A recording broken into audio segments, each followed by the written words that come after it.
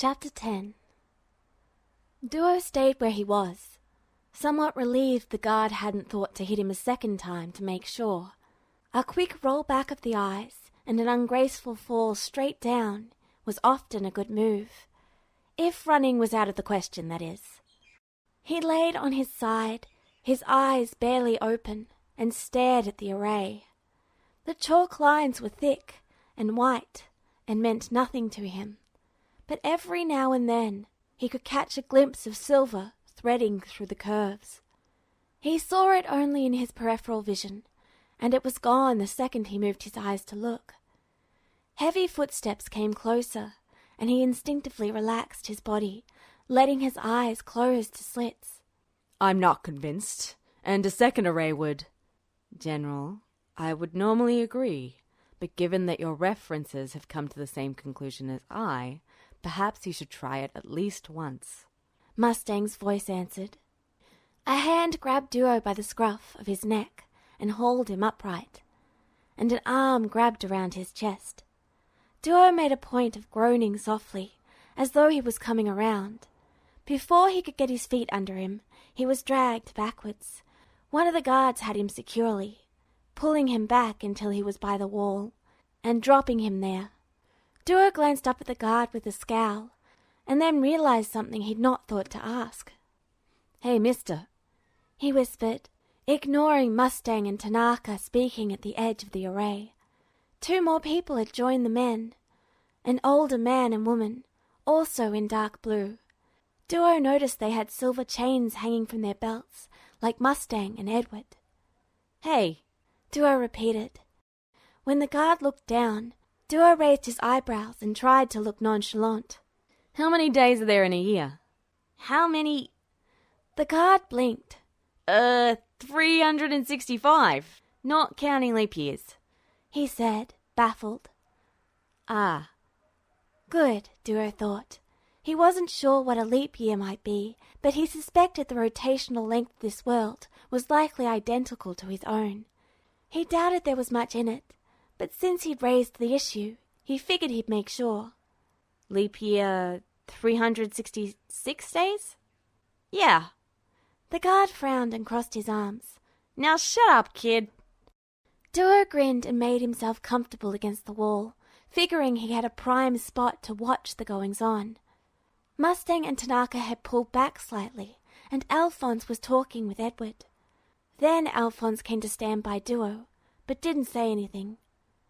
Duo looked up, winking at the suit of armor, before returning his attention to Edward. The young man was a slight figure against all the dark blue suits in the room, and was shedding his red jacket and tossing it to the side. His black undercoat was waist-length, flaring out slightly as he stood with his hands on his hips, his chin up as he turned in a circle, studying the secondary arrays on the wall. Duo glanced over his head at the one above him when Edward looked his way, and mentally inserted the diagrams he'd pasted on the walls in Hild's garage. Everything was in place as far as he could tell, but he had no idea about the design in the center. Mustang said something to one of the other alchemists, and the woman came to the door, picked up the wooden chair, and carried it back to Mustang. Edward took the chair, stepping carefully over the chalk lines to place the chair in the center. Duo caught only a few of Mustang's low-pitched words, but it seemed the chair was to act as the first test subject. Duo smirked. Better it than me, he thought. Edward glanced over at Mustang, as though waiting for a cue, and knelt down when he received Mustang's irritated nod. There was a pause, then Edward sat back on his heels, clapping his hands sharply. Leaning forward, he slammed his hands down onto the edge of the circle. Blue light exploded upwards from the main array. The secondaries lit up with a silvery light that shone into the room. Tanaka and his guards threw up their arms, shielding their eyes, but Duo only squinted, unwilling to take his eyes off Edward and the main circle. The blue light was streaking upwards, wavering as though weaving through smoke, and tinting gold at the peak. The gold began to slip downwards, absorbing more of the blue, until all the arrays, including the secondaries, were beacons of gold and red. Wind ripped through the room, catching the military coats and flaring them outwards. Mustang's hair rippled around his face, and Duo's bangs blew into his eyes and out again. Edward still knelt by the array, his shoulders tensed. He looked like he was forcibly pushing the array to bend to his will. His golden braids snaked around behind him in the wind, snapping like a scorpion's tail as he leaned into his hands. One foot was braced against the floor behind him, as though he were getting ready to pounce. Something was forming in the center of the array, and Duo scrambled to his feet. The guard next to him barely noticed, too busy covering his face against the strong wind. Duo chuckled and rolled his eyes. The wind shear wasn't even half of what he'd gotten from having a Gundam fly by in close quarters. He braced himself against the currents circling the room, his eyes fixed on the array. The shapes flickered, the chair seeming to melt, then disappear, to be replaced with a taller shape that drooped down to a small shape. The golden light echoing the chalk line suddenly shifted to silver, starting at the center and spreading outwards from yellow to white, like the ripples in a pond. The lamp on the wall shattered. The double doors blew open, then slammed shut. One of the guards yelled something. Duo stepped forward, unable to take his eyes away from the shape in the circle. The silver light grew bright, blinding, and then died. Duo blinked. The shape was gone. Or was it? No, it was huddled in the middle of the array, but slowly it unbent, coming to its knees. "Another homunculus," Tanaka said, his deep voice filled with satisfaction. "Guards!" Duo blinked again, rubbing his eyes, and shot forward. "Hild! Hild!" The figure crumpled again, her hands over her ears, but she dropped them at Duo's shout. "Duo? What the hell? Where have you been?" "I'm fine, just stay." One of the guards caught Duo's braid. Duo snarled, twisting as he kicked out at the man's kneecaps. The guard punched, catching Duo in the jaw. He hit the ground, immediately rolling over on his stomach as he tried to get to his feet. The room was spinning from the punch, and he fell to his elbows with a groan. The guard lunged forward again. There was a flash of light, and Duo blinked. He turned, looking up to see Edward standing over him, legs on either side of Duo's waist. "Don't touch him," Edward spat, the knife blade glittering in the room's single remaining wall lamp. "Hey," Duo said, scrambling out from under Edward's legs. "Thanks, but you've got to send her back now. Send her back." "I will," Edward replied, not moving, his body braced. "But if they interrupt me—" He cut off his words, twisting and leaning to fling his right arm outwards. The blade came to rest, dangerously close to Sloane's throat. The man had tried to approach the array from behind Edward. Sloane's gun was trained on Hild. At the back of the room, another guard had a gun on Alphonse, preventing him from moving closer to the array. The two alchemists were almost incoherent, and Duo couldn't pick out their words and didn't bother. He was too focused on Hild's terrified face as she huddled in the center of the circle. "Duo!" Hild's expression was somewhat between terror and extreme annoyance. "What the hell is this? Howard and I—" "Howie?" Duo felt like laughing. "Just stay there, Hild. Edward's going to send you home again." He came to his feet at Edward's side, and it took him a second to remember he was speaking his own language. He moved to stand almost back to back with Edward, and spoke over his shoulder as he pointed at Hild. Shifting quickly into Edward's language, he told Edward, "She's my friend. You've got to get her out of here." "I will," Edward promised. Sloane stepped slowly away from the array, and Edward brought his hands together, shoulder-width apart. "Don't make a move," another guard said. His gun was pointed at Edward. "General Tanaka wants the homunculus." "She's not a homunculus." Duo launched himself forward the single-step distance, cold-cocking the guard under the chin in one blow. The man fell backwards, unconscious. "Bastard," Duo spat, and pulled a leg back to kick the man. Wait! The general's shout was impressive, and the room came to a complete silence. Even Mustang looked startled. Edward turned to look at the general, with barely masked irritation. The general ignored him and strode forward to stand over Duo. You boy, do you know this girl? Yeah, Duo said. She's Hild. She's a friend of mine. I wasn't aware Homunculus had friends, the general said, almost to himself. He glared at Duo. What language are you speaking? I don't know the word for it in your language, Duo told him, puzzled. We call it standard. Standard. The general hummed to himself and clapped his hands behind his back, turning one to the other alchemists.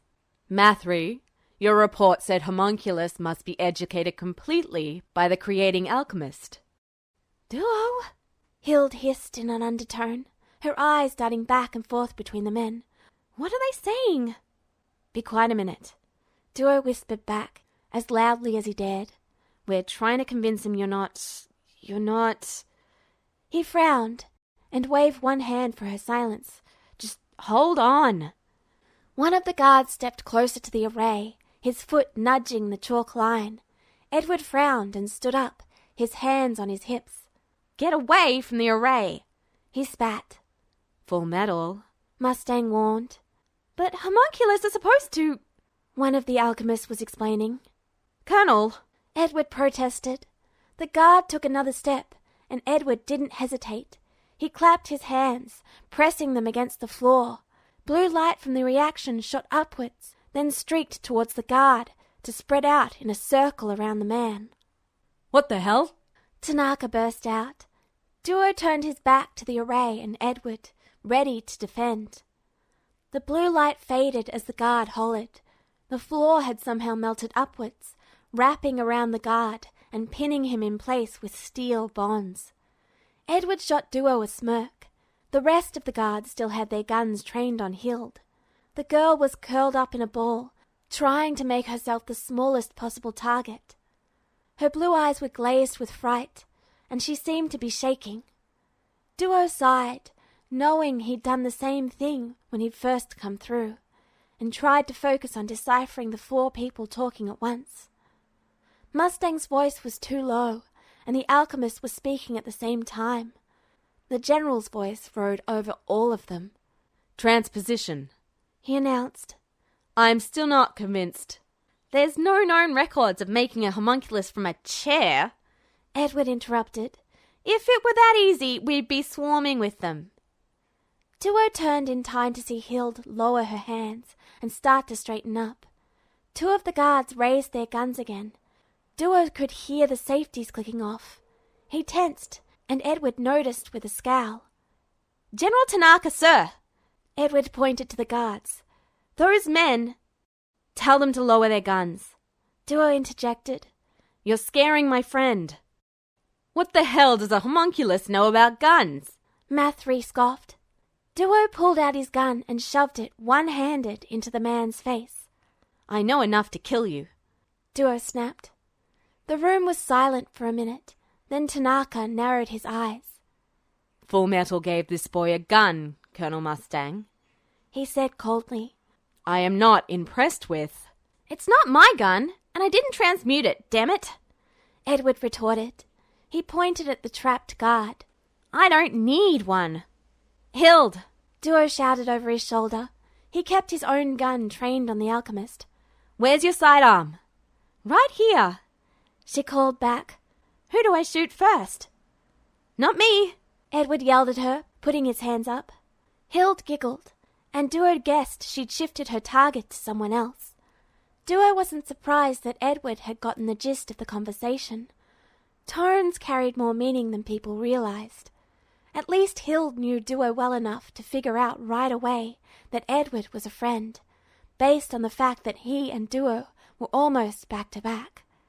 Duo wondered distantly if Hild's mischievous side had surfaced long enough to tease Edward. He smirked at the thought. Mathry, Tanaka said, in a strangely calm voice that rumbled through the room. I do not believe that homunculus would be transmuted with a gun in hand. Sloane stepped forward, and Duo realized that Hild had picked Sloane as her target. The man's hands were up and empty. Sir, Sloane said, transposition is still a valuable tool, far more valuable than homunculi. True, Tanaka replied, eyeing Duo's gun. Put that down, boy. He shook his head and looked around at the guards. Everyone, holster your weapons. He snapped his fingers at Hild, and Duo stifled a grin. You, girl, you too. Duo? Hild's voice was thin with fear. Yeah, I think it's cool, Duo told her, shoving his own gun into the back of his jeans and dropping his shirt over it. You can put it away. And you, Full Metal, Tanaka added.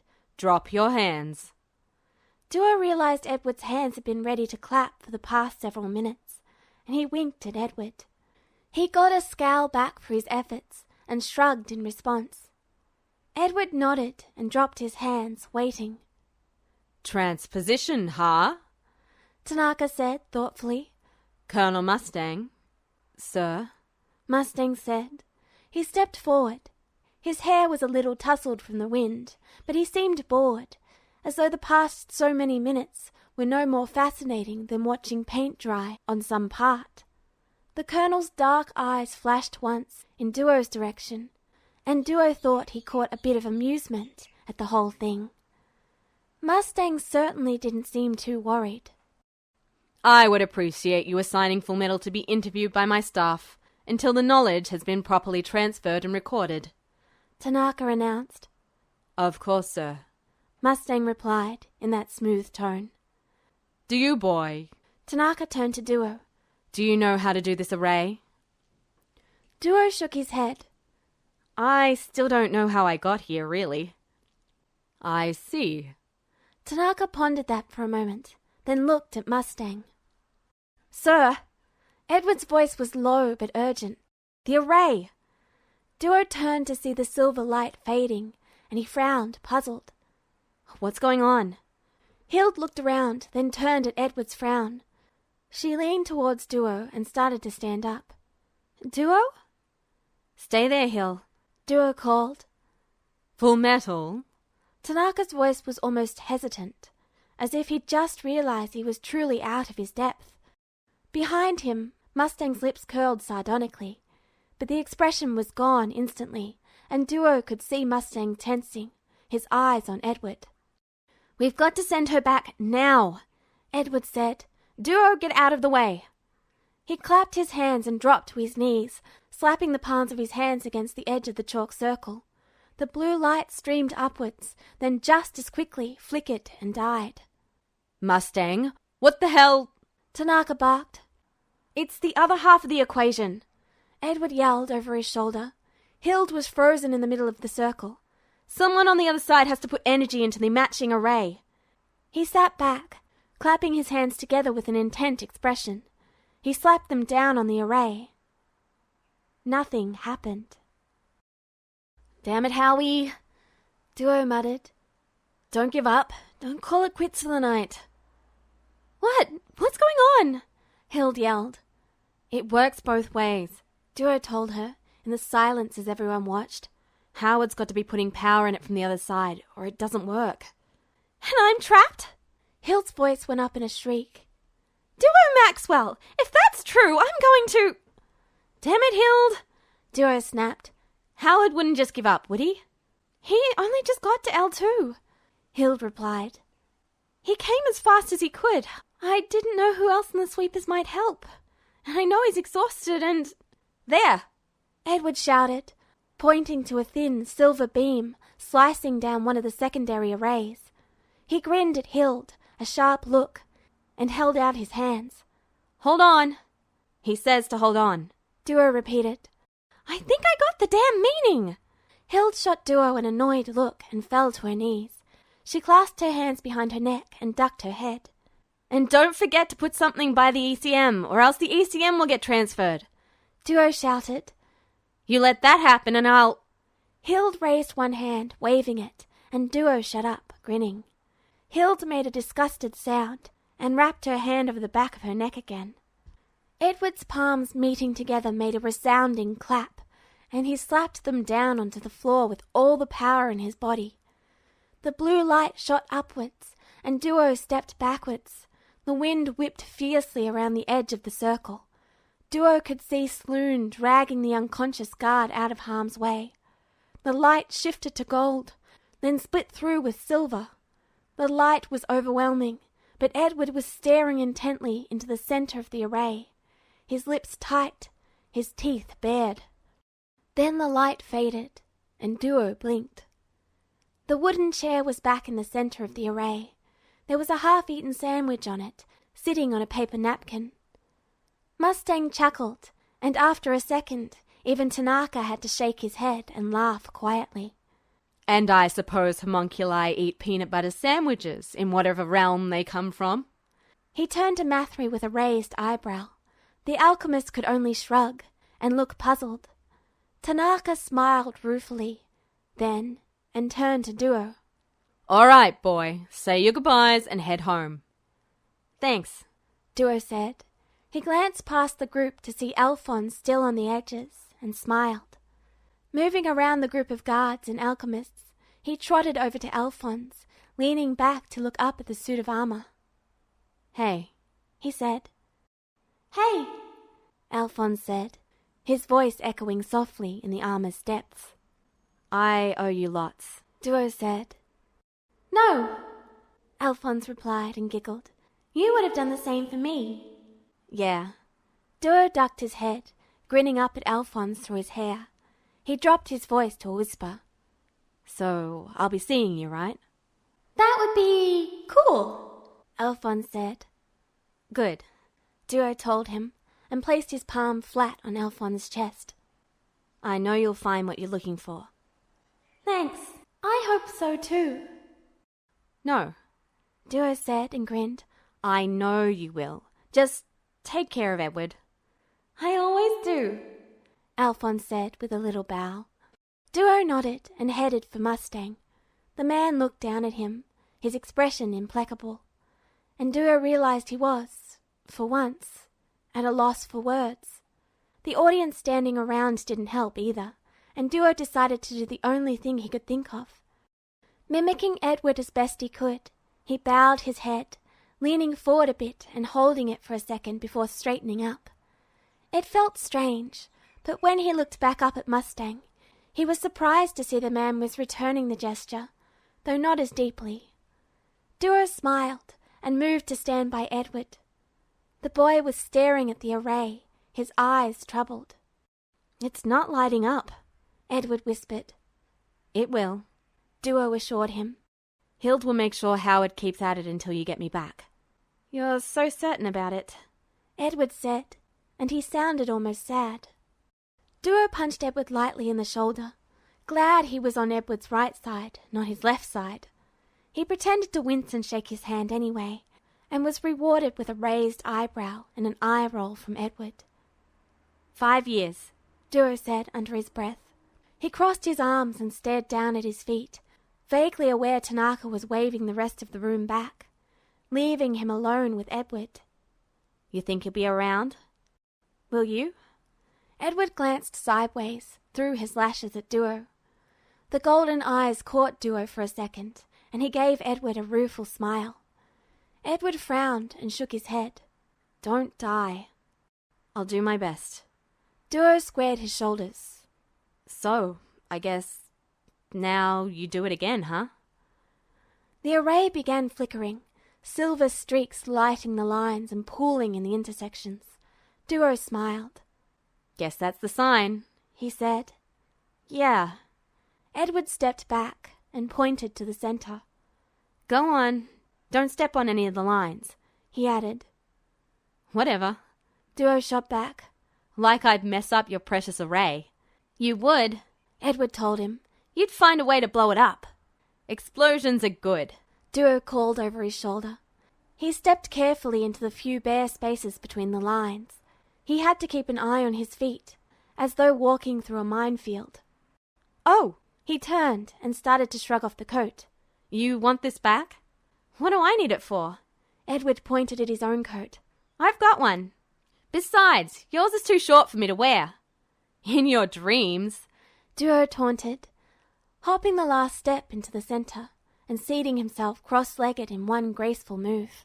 All right, do your fancy light stuff. Fancy light stuff, he says. Edward muttered, but his lips were curled up at the edges. He knelt by the array and paused as he held out his hands.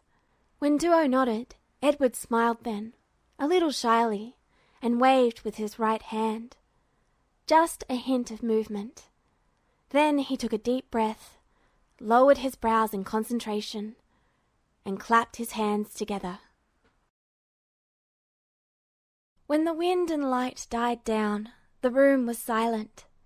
Edward sat back with a gasp, feeling the strain and wear of the past 24 hours finally crashing down on him. He wiped his forehead with the back of his hand and looked up at the array. Duo was gone, but a metal chair sat in its place, and Edward smiled to himself as he climbed to his feet. Apparently Duo's friend had paid attention and put something in the circle for the exchange. He imagined Duo celebrating his return with his friends and figured the boy was still talking and would be for the next 6 hours. He sighed and turned to see General Tanaka approaching with a stern expression. Instinctively, Edward stiffened, then noticed Mustang was smirking. Edward couldn't hide the scowl. Bastard's acting like he knew it would all work out perfectly, he thought. I didn't see Mustang on his knees, running through that array 3 times in 20 minutes. Edward jerked himself back to the present when Tanaka began speaking. Full Metal, Tanaka said, his voice gentler and more exhausted. Get some sleep. Colonel Mustang will let you know when my staff is ready to meet with you. Possibly in a day or 2. Yes, sir, Edward said, and straightened his shoulders. He wasn't going to fall over in front of anyone, although the idea was tempting if it meant sleep sooner rather than later. Behind Tanaka, Mustang nodded. His gaze was distant, though, fixed on the single metal chair in the middle of the array. As for the Chimera project, Tanaka continued, you know nothing of it, and once you've educated my staff to the best of your ability, this project, too, will cease to exist. Have I made myself clear? Yes, sir, Edward repeated. Good. Now, do something about Warrant Officer Kowalski, Tanaka said, raising his eyebrows in the direction of the guard still ensnared at the edge of the array. Tanaka watched as Edward clapped his hands together and placed them on the floor. The bond slipped down, melting back into the floor, and Tanaka nodded to his men. Sloane and Mathry lifted the still unconscious guard, while the female alchemist assisted the freed guard out of the room. The rest filed out, silently, and did not look at Alphonse, Edward, or Mustang. Clean up before you leave, Mustang said softly. Edward frowned and opened his mouth to retort, but Mustang was already striding from the room. Brood bastard, Edward muttered, and turned to scuff at the edge of the array with his foot. Brother, Alphonse said, I think that's not what he meant. Huh? Edward looked up to see Alphonse hovering over the metal chair. Edward joined him, looking down at the seat of the chair, where Al was pointing. There was a single sheet of paper, with a series of squiggly lines going down the page in a single line. Alphonse picked it up, looking at it closely, then set it aside. Brother, Alphonse said, his tone reverent, look. Carefully he lifted up the small paper that had been hidden under the larger one, raising it up so they could see it in the single lamp still lit by the door. Al tilted it so they could both see. It was a picture of Duo, blurred a little as though he were turning. Behind him they could see something mechanical, which looked a bit like a drill press Winry used sometimes. Duo had a screwdriver behind one ear and a wrench in his hand. There was a smudge of oil across his cheek, and he was smirking at someone off to the side. He looked quite pleased with himself. Equivalent exchange, Alphonse whispered, and held out the picture to Edward. Yeah, Edward said. Carefully he tucked the picture into the back pocket of his jeans and began helping Alphonse clean up the room.